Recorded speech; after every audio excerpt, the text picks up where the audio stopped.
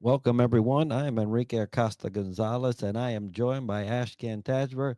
And in this episode, we will be speaking about the art of prioritization, leading with focus and clarity. Now, Ashkan, effective leaders understand that prioritizing tasks and goals is essential to maximizing impact, maintaining focus, and achieving long term success. Yes, yes. Hello, Enrique, and hello, everyone. This is extremely important, and the topic came up particularly because I was dealing with some manifestation of the shadow to our relationship with prioritization, with focus. Um, it's like care and commitment relationship from a being discourse perspective. So as leaders um we were constantly dealing with overwhelm, um with decisions, tasks, responsibilities, and therefore we have no way but to prioritize. But the truth is, if you are prioritizing everything, you are prioritizing nothing. So if you care about everything comes your way, it basically means that you care about nothing particularly. So, and that's exactly a very important factor that separates great leaders from good enough leaders, would like to say. Um, that's the topic of the conversation. And how about we create the context further, Enrique? Why do you think that prioritization really matters? Why is it that it's so important? Well, as leaders, we have many things pulling at us, and not even leaders, just as plain human Yeah, beings. There's so many things that are pulling at our attention and are requiring attention. So, prioritization in our lives is crucial in order for us to make the important thing and not get sidetracked into these routes and what we call rabbit holes of life that really sap you not only from energy but from effectiveness. And if there's anything in leaders or in leadership that we would like to do is be effective with our time, our resources, and our people. definitely, definitely. So yeah, so one thing to pay attention to is the very thing that you said. We're being bombarded in life with matters. Like life brings us matters that we're not necessarily the source of. And regardless of the source, at the end of the day, you are responsible. You are to respond, hopefully, appropriately and effectively. So, the nature of life, considering all our limitations as human beings, is demanding for us to prioritize because there's so many things on our plate. On the other hand, like we have limited resources, we have limited time, and we have limited energy. So this scarcity, um, combined with the fact that we're being bombarded with so many matters that life brings us, demands us sometimes even harshly to prioritize. And when we want to prioritize, um, we may find it really hard because there's certain common traps, particularly in leadership or in life in general. For example, perfectionism.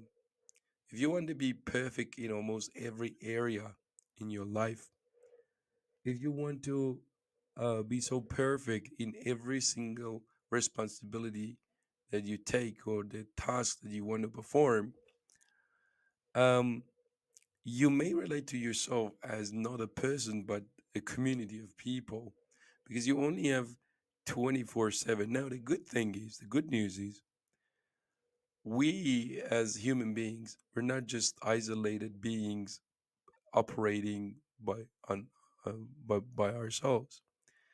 We are with others.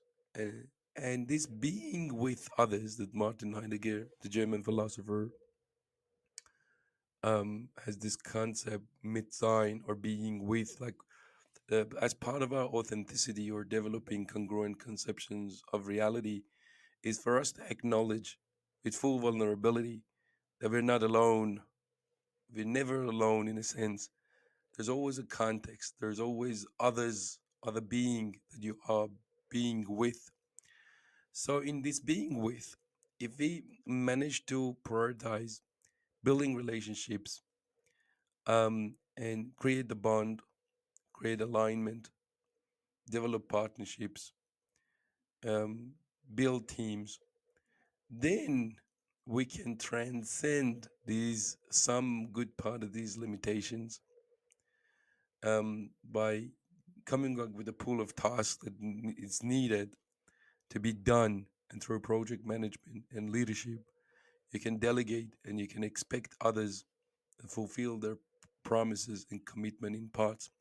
But so one of these common traps is perfectionism. If you want to do everything and you want to do everything that you do in a perfect manner, or this kind of inauthenticity that's quite common, that we forget that time is scarce, the scarcity of time. And So that's another one. Another trap would be um, collapsing urgent matters with important matters.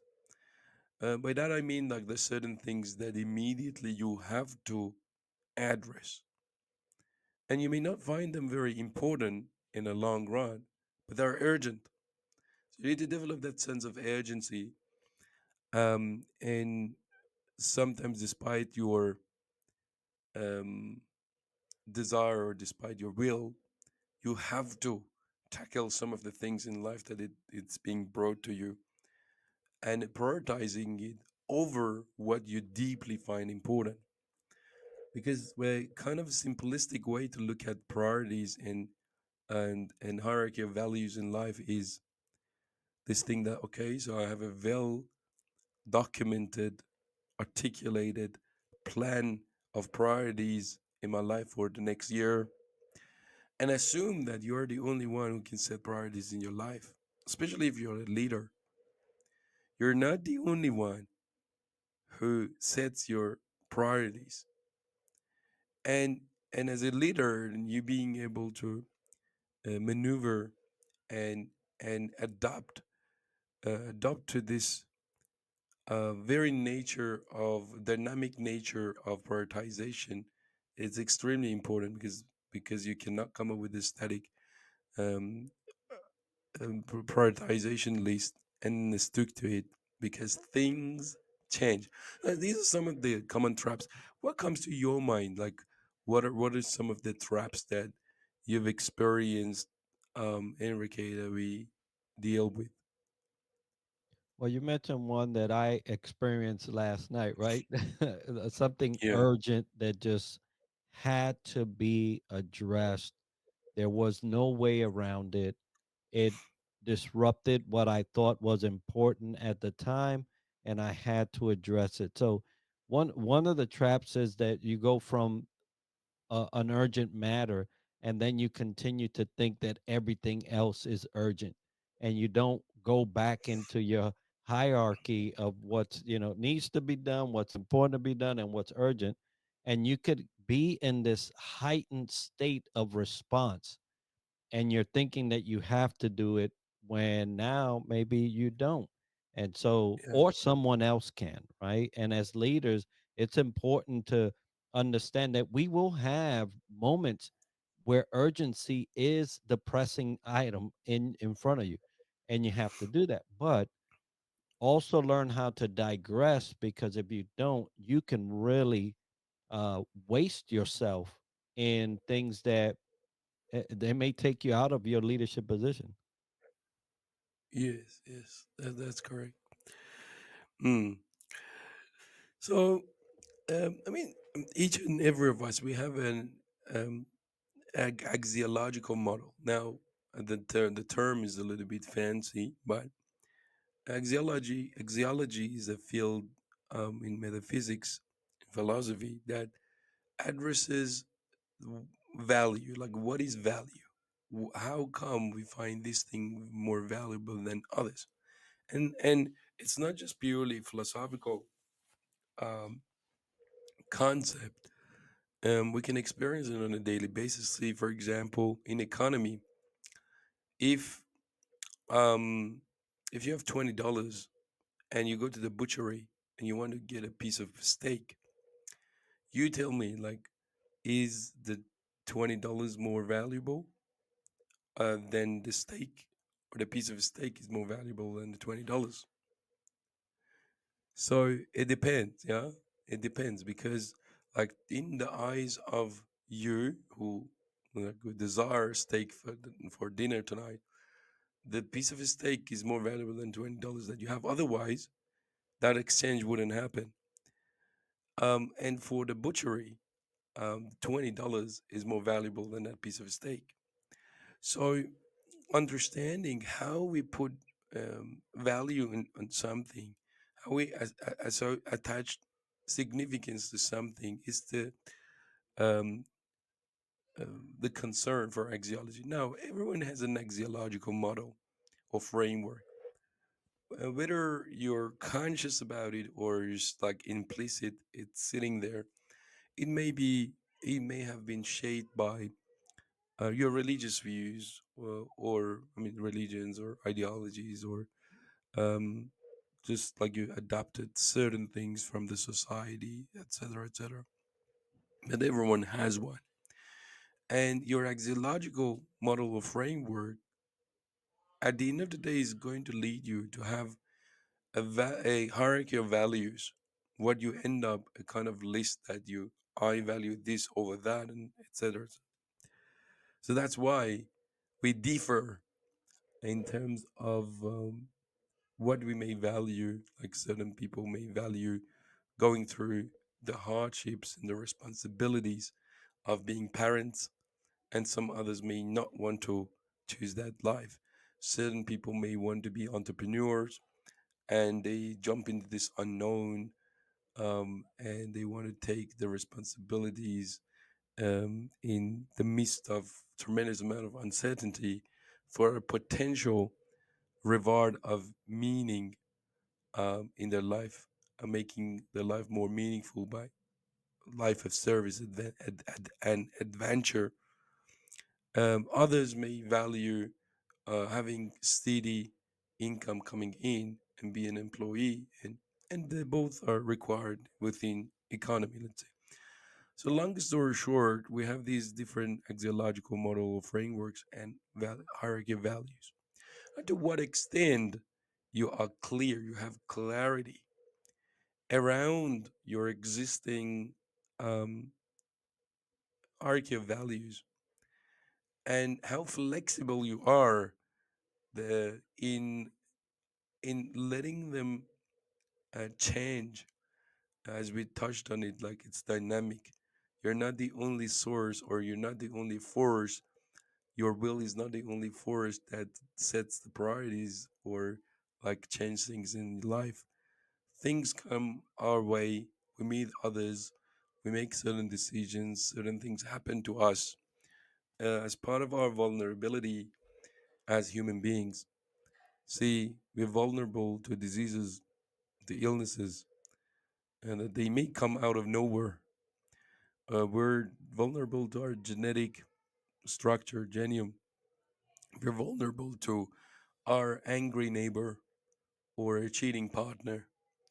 We're vulnerable even to our own self, our own desires and temptations, not necessarily from an ethical perspective, but from this thing that at the end of the day, no matter if you're religious or you're atheist or you're whatever, at the end of the day, it is you who is choosing a, a framework of thought, an axiological model, or set your hierarchy of values. Now, you may say that I've adopted it from my holy book or my religion or whatever, But the point is, you have chosen them. Because you've chosen them, whether through logic and mental processes and like analysis, or just simply adopted it from a prepackaged value structure, you have chosen them. Therefore, they're self-selected. Because they're self-selected, um, the moment that you find yourself violating your self-selected value structure, then you're going to feel something. You're going to experience that inauthenticity. You're going to experience that lack of integrity. So not only gaining clarity around your existing axiological model, sorry, and hierarchy of values matter. It also is important to know that it's self-selected, and because it's self-selected, they can be reprioritized or rearranged in response to the matters that life brings to you.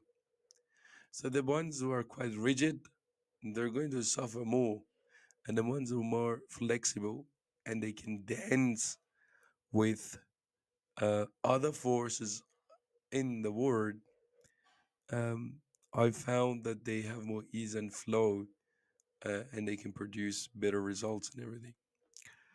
So, so that was like an axiological model and hierarchy of values. So, can you bring some examples, Enrique? Help me bring some examples to bring this home, bring, that showcases how our hierarchy of values are actually so important in how we're running the show in our lives and respond to the matters. Yeah, definitely. You were speaking, especially on the point of, hey, folks, we're choosing these things, right? I remember, and you make the reference to your a holy book. I remember this one phrase that says, "Choose ye this day whom you will serve," right? And I've held that as a mantra to myself in my daily decision making, that it has to have some type of line or lineage to what I hold that is valuable. The moment that I don't, Ashcan, I start to feel ill. Like literally, I get knots in my stomach, my heart starts racing. There are physical elements that are telling me I'm going against what I've stated was my valuable treasure, right? And so, and even in my leadership journey, there have been times where I've either chosen to do a one thing over another, and I have felt like, man, what did I do? I felt nervous. I felt, and when you're talking about ease and flow, you would not feel that. You would feel like everything is in line with what you actually chose to do. And so, for me, sometimes it comes out in a physical, manifestation where I'm feeling ill, and other times it's just me questioning whether that was the way I should have done it. But in all, the understanding that you have chosen what you've done. It's very empowering to me as I journey through leadership, because I know that now I'm conscious of this choice. The choice now becomes very valuable, and I don't make it likely, right? So, Yeah, yeah, yeah. So that was really good. And see, one very important part of this conversation that we're having, I think, on my end, I would really like to bring the attention of our audience to this thing that sometimes, quite in a kind of an extreme manner, we may want to think that we are quite fixed or we are fixated. And this is you, this is what I am, this is who I am. Sorry. And we want to think that, like, for example, this person is, and that person are fundamentally different at the cellular level, while there is some science to it that yes, there are certain differences that it's worthy of attention. The way that, for example, your metabolism works, it has an impact. Yeah, even at cellular level, like the way that, yeah, the mitochondrial part of the cell is going to operate and generate the ATPs, um, are going to make a huge difference in the way that even at the cellular level, how you release your energy or get involved in something. But that's just a part of it, a big part of it that separates you from um, he makes you a great leader who's not being trapped into mediocrity, is prioritization. No, in another term for it, like in a business word, is like it can manifest itself in a different strategic plans. A big part of the strategic plans is like what things to do first and what things to do second, and how we manage to um, leverage our limited resources to be able to manage to get the thing that we want to be done. I remember once Steve Jobs was talking about this thing that in the beginning, where in Apple, um, like he said that we didn't have all the resources in the world, and that was it was so important that was why it was so important decide which horse to ride, something like that. He was saying. So it's extremely important. I mean, if we take this prioritization and then become masterful around the art of um, prioritization, we have made ourselves a huge favor as a person and as a leader, particularly. So, um, another topic that I took note to bring up is um, prioritization in uncertainty. See, one of the things that we often get confused when it comes to prioritization is there's a lack of clarity. There are informations that you have that you can't really verify them. Yeah. So often we talk about like data driven decision making. It's not data. We talked about it in the last previous episodes. It's not the data that we make our decisions based on. It's actually intelligence, is the aggregation of the information that you could verify and you verified them. So these information are factual. And then there's some other part of information that you have that you can't verify them in a short period of time, and yet you need to make a swift decision, or it's going to be late, or for the because of the nature of whatever that is, like it's impossible to verify those that information. From the aggregation of these two, the verified information and unverified information, you're going to end up gathering intelligence, and then you're going to make a decision based on that. In the being framework, one of the two of the aspects of being that are quite crucial when it comes to this um, is anxiety, like what ifs, what if this happened, what if that happens, and dealing with uncertainty.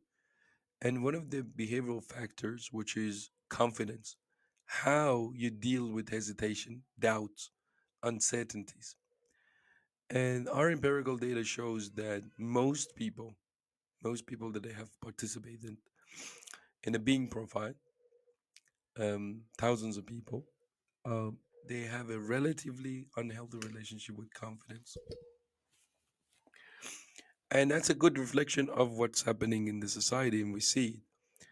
Dealing with hesitations, doubts, dilemmas, and going through what if this, what if that, it actually suppresses our self expression. And um, self expression from a individualistic perspective, but then in a collective way, from a collective perspective within an organization, if there's enough key people who are unable to express themselves due to these unhealthy relationships with these various aspects of being, then you're going to have the organization not operating in an optimal level.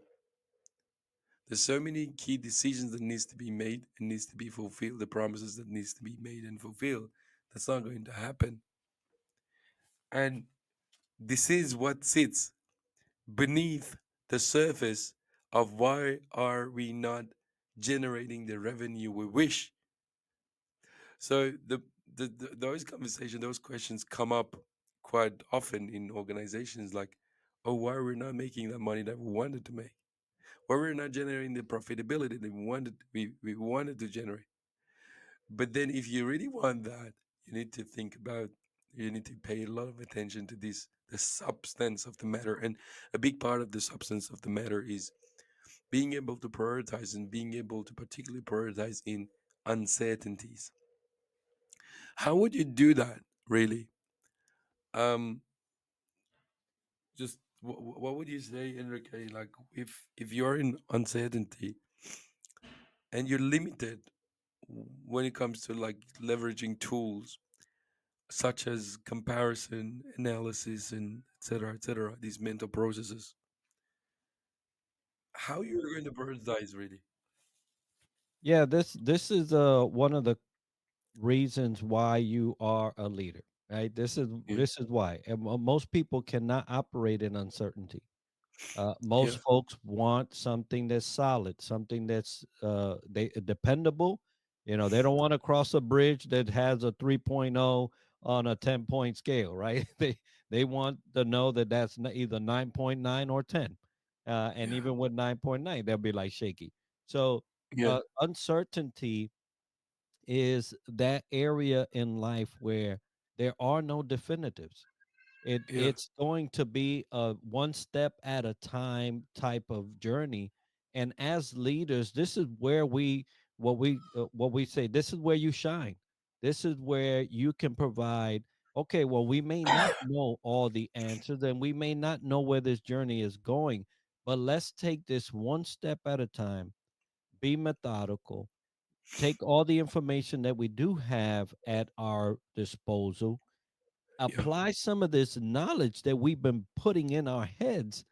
And then, oh, by the way, sometimes you have to take a level of faith and throw it in there because yeah, it's just one of those things that you have to operate in also. yeah, So, as leaders, in times of uncertainty, you have to bring everything that you can bear to the table.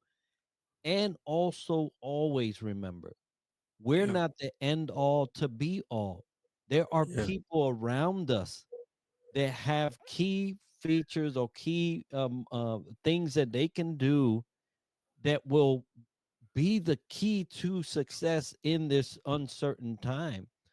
yeah, And a lot of times some of the leaders they forget that, yeah, you're getting paid the big bucks to come up with some great solutions, but sometimes you just can't do it and you got to rely on your team because it yeah, is a team journey. So I would yeah, say collectively, hey, take it one step at a time, rely on the things that you know, rely on the knowledge, and rely on your team, and you should be able yeah, to get through even uncertain yeah, times.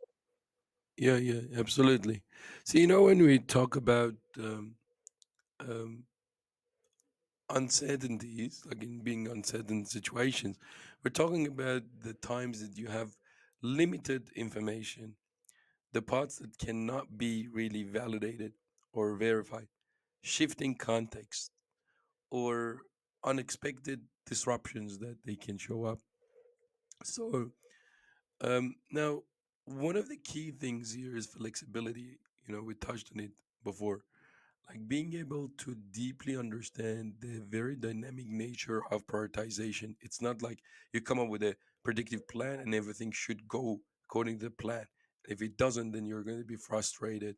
You're going to ruin or limit um, the joy of entrepreneurship, leadership, basically whatever you are dealing with. So flexibility is extremely important. One other thing that it comes to my mind, and I took note, it's scenario creation. So it's very very useful to actually, in uncertain situations, do your best to come up with the worst case scenario and come up with the best case scenario. Now you want to dance between, and obviously, like, you want to aim for the best case scenario to happen, but there's no guarantee. So um, you want to basically try to predict the consequences of various different paths that you may take. Now, these are not going to be extremely accurate and precise, but that's the best you can do. And then if you're a perfectionist, you're going to collapse. If you have an unhealthy relationship with awareness, you need to know everything before you actually make a move. Yeah. So as part of the distinction awareness, so we literally touch on this thing that if you have a kind of, how can I say, so a way that the shadow of um your relationship with awareness, where intentional consciousness manifests itself, is literally um this thing that you need to know everything about something so that then you can make a move. Yeah. So we say, alternatively, you may freeze or find it difficult to progress in the face of uncertainty or not knowing, as you are compelled to know everything before making a decision or taking an action. So, um, so that is actually quite common. That's very very common. So yeah, so creating these scenarios, trying to leverage a kind of what I call conception worksheet. We had it in the previous episodes. Another thing, it's about balancing the short term and long term goals. So that's also extremely important.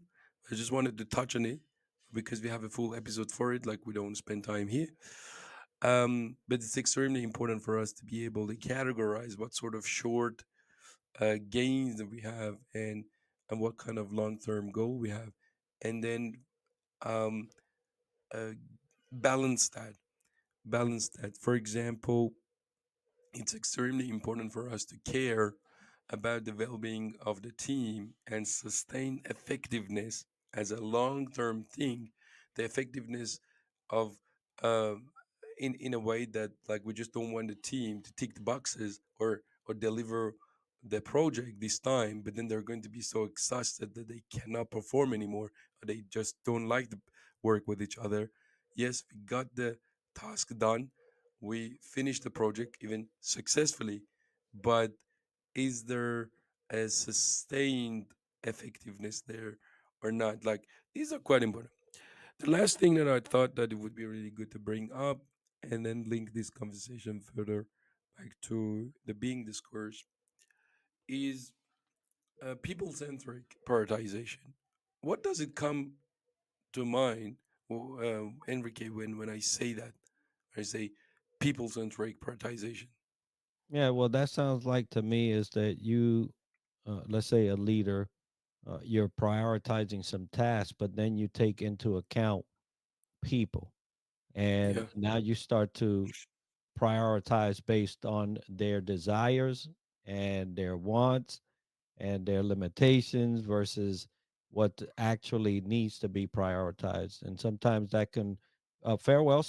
Most times I see it not fare too well Yeah. because the tasks at hand that need to be prioritized are now swayed one way because of the prioritization of the people. Yes, yes, definitely. So now one of the things that I so focus on in the being framework is prioritizing people. And some, if they don't want to be politically correct, some they would freak out. Some leaders, they want to freak out when we say that, in one way at least, that they find like the kind of traditional theory behind management is like people, human being, we have this like evil side, and therefore we need to be governed and managed. So the prioritizing people, like, we people can be very unreliable, untrustworthy here and there, and we're not really predictable.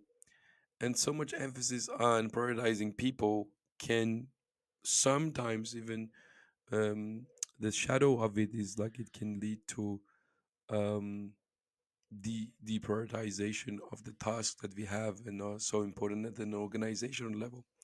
But when I say prioritizing people and going from, like, if you want to build a great company, great product, you need to support people build themselves. Like, you need to build people, develop leadership, um, so that then they can build the organization. So this is a very important thing, and like this comes from this premise that people are not resources. I know that we have terms like human resources.